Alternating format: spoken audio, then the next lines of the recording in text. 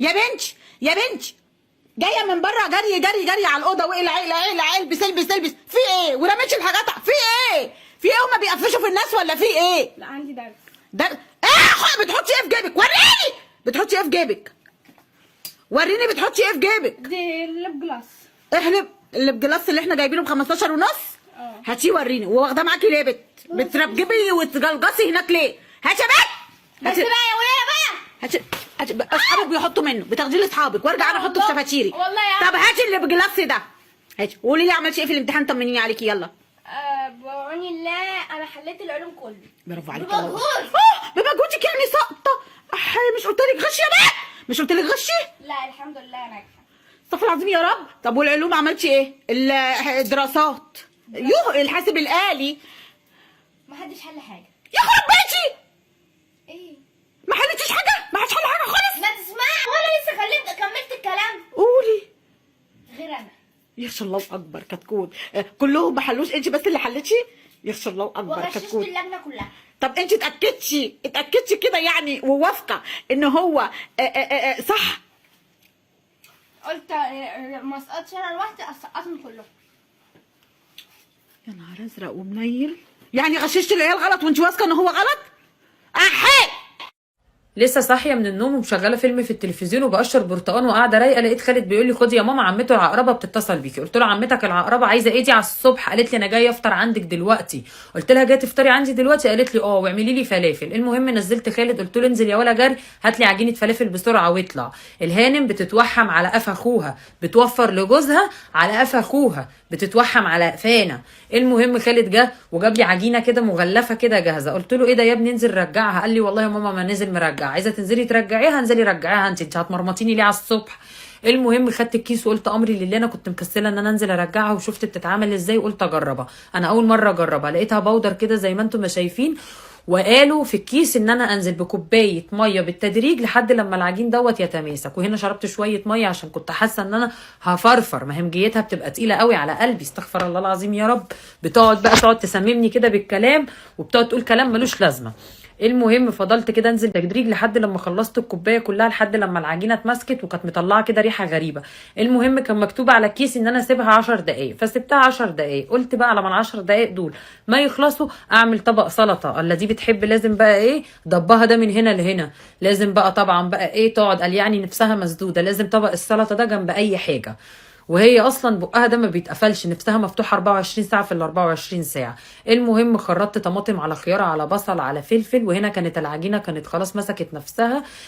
المهم طلعت اعفن طاسه عندي، وبعد ما طلعت اعفن طاسه عندي حطيتها بقى على البوتاجاز وحطيت شويه زيت صغيرين لان الازازه دي غاليه ب 45 جنيه يعني بحساب محمد بقى بيحاسبني على ازازه الزيت دي. المهم بدات بقى ان انا انزل ايه بالفلافل كده واكورها زي ما انا ما نفسي اكور كده اخت جوزي العقربه اللي مش طايقاني دي على طول وما بتطقنيش، ولا انا بطيقها ولا بطيق عيالها. المهم نزلت بقى بالفلافل وعملت طبعا كميه كبيره تكفي بقى ايه بقها الواسع اللي من هنا لهنا. المهم فضلت بقى ايه عايزه بقى اقلب الفلافل لان هي الصراحه لقيتها ان هي ما بتاخدش وقت على النار، يعني مسافه ما نزلتها مسافه ما حسيت ان هي خلاص استوت. ما اعرفش ازاي، انا اصلا ما بحبش الحاجات الجاهزه، موتي وسمي الحاجات الجاهزه دي، بس خالد بقى الله يسامحه هو اللي جابها وما رضاش ينزل يبدلها كمان. المهم قلبتها، وبعد ما قلبتها في الزيت طلعتها بقى كده لقيت ان البتاع السيليكون دي حاسه ان هي تقلب الطاسه عليها تلسعني.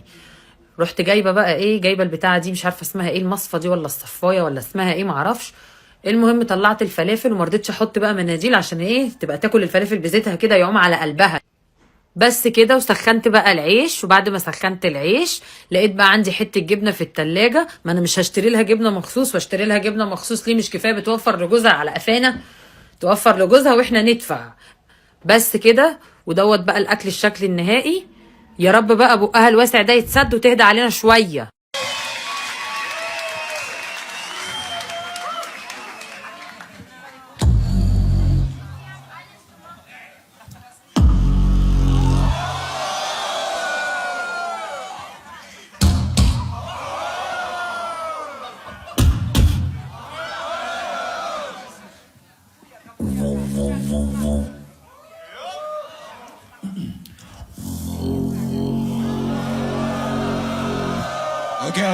Okay. Round one, fight!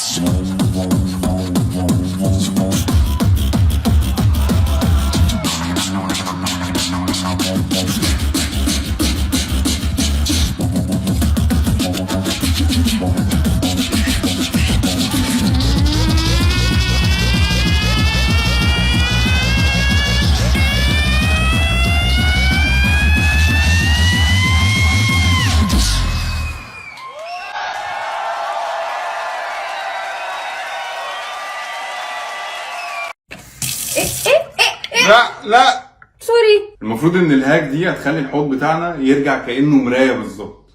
هو مرايه. لا هو نضيف مش مرايه، تفرق. المفروض ان هي يا جماعه كل اللي استخدمته بيكنج صودا والوشن اب ليكويد او الصابون بتاع المواعين. هنجيب بقى سلطانيه دلوقتي نعمل فيها الميكس بتاعنا. نفتح البيكنج صودا.